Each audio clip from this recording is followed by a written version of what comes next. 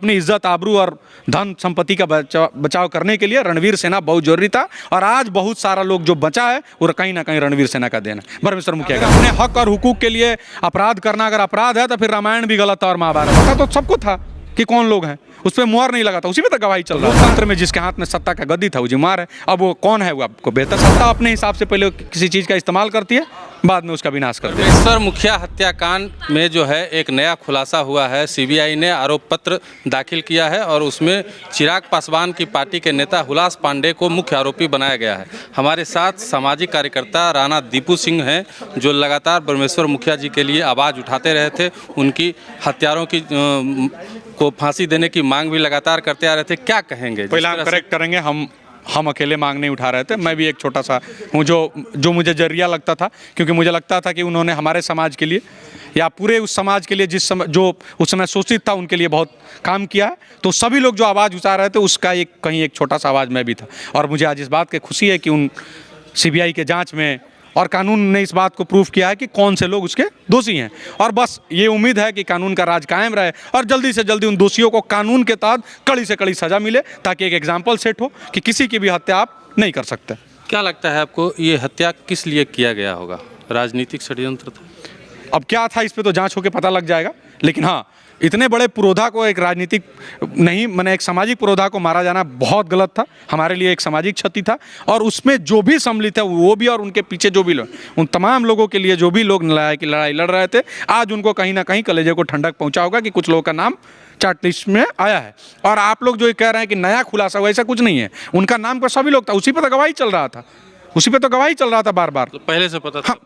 नहीं, उस पर मुहर नहीं लगा था। पता तो सबको था कि कौन लोग हैं, उस पर मुहर नहीं लगा था, उसी पे तो गवाही चल रहा था ना। तो गवाही हो गया, आज अब क्लियर हो गया। अब कोशिश ये रहेगा कि सब लोग इस पे और इस न्याय की लड़ाई को मजबूती से लड़ें और जल्दी से जल्दी उन दोषियों को सजा दिलाएं। हाँ, बात में जी लोग सब लोग डिट्टो जो कर रहा है कि भाई अरे ये तो इस जात के हैं, अपराधी का कोई जात नहीं, बस जिसने अपराध कर दिया और वो अगर हमारे जाति का है तो मैं ही कह रहा हूँ और जल्दी कर दे दी। चलिए, अगर न्यायिक व्यवस्था का व्यवस्था ये है कि 10 दिन में होता है, तो हमारी जाति का है तो उसको 5 दिन में निपटाइए। चलिए, एक सवाल और है हमारा कि आप परमेश्वर मुखिया जी को अपना मसीहा मानते हैं? बिल्कुल, लेकिन कानून उसे अपराधी मानती है। कानून तो बहुत कुछ मानता है।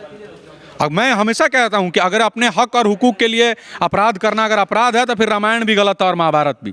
अपने जमीन पर अगर कोई आके झंडा गाड़ देता, उस झंडा को उखाड़ फेंक के और कहना कि हम अपने वजूद के लिए लड़ेंगे, अगर ये गलत था तो फिर महाभारत गलत था भाई। अपने हक और हुकूक के लिए वो लोग लड़ा था।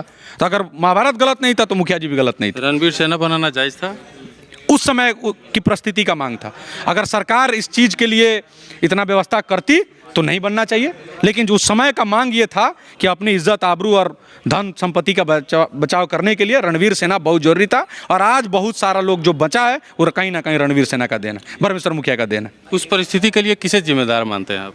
जो उस समय के सरकार था, जिसके हाथ में क्या कि राजतंत्र था नहीं, तो लोकतंत्र में जिसके हाथ में सत्ता का गद्दी था वो जिम्मेदार है। अब वो कौन है वो आपको बेहतर पता है। मतलब आप सीधा सीधी इशारा लालू जी पे कर रहे हैं? नहीं, एकदम सीधा कहा, एकदम उन्हीं का कहिए रहे हैं। उन्हीं का पार्टी था उस समय, अगर वो था तो उन्हीं का था। आप अगर हमसे कहवाना चाहते हैं तो कहिए, हम बोल रहे हैं हाँ, उस समय राजद की सरकार, लालू यादव जिम्मेदार थे। वर्तमान में भी जो जिस तरह से बिहार में घटनाएं हो रही है, हत्याएं बढ़ गई है, क्या आपको नहीं लगता है कि इसके लिए नीतीश कुमार या बीजेपी सब लोग अरे भाई, नहीं जिम्मेदार होते तो सुखदेव सिंह गोगामड़ी की हत्या हो जाती? इतने इंटेल के बाद नहीं हुए। मैं हर बार कह रहा हूँ कि जो कुछ भी होता है बिना सत्ता, बिना खादी और खाकी के मिली भगत के संभव ही नहीं है। और किसी बड़े व्यक्ति को, जो भी हमारे सामाजिक स्तर पर बड़ा लोग है, उसकी हत्या ऐसे नहीं हो सकती है। आप कहीं से देखिए ना, सत्ता अपने हिसाब से पहले किसी चीज़ का इस्तेमाल करती है, बाद में उसका विनाश कर देती है। परमेश्वर मुखिया के हत्यारों को फांसी होनी चाहिए? बेशक होना चाहिए। आप मांग करेंगे? बिल्कुल मांग करेंगे। कानून में अगर ये व्यवस्था है कि उनको फांसी देनी चाहिए तो होनी चाहिए। चलिए, हमारे साथ राणा दीपू सिंह थे। इनको आपने सुना, साफ तौर पे इन्होंने कहा है और मांग की है कि परमेश्वर मुखिया के हत्यारों को फांसी होनी चाहिए। जो भी इसके लिए जिम्मेदार हो उसका ईमानदारी से पता लगाना चाहिए। बिल्कुल। आप क्या सोचते हैं कमेंट बॉक्स में बताइएगा। देखते रहिए मगही न्यूज़। धन्यवाद।